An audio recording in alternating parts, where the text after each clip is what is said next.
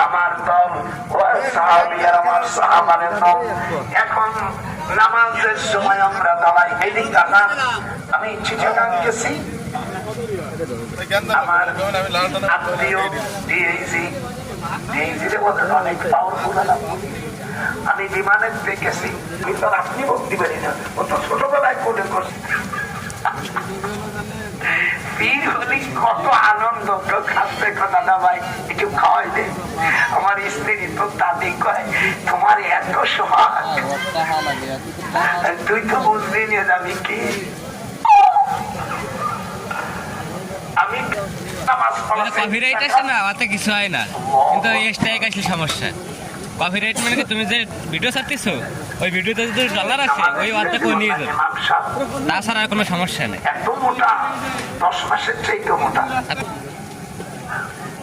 আপনি হাদিস কোরআন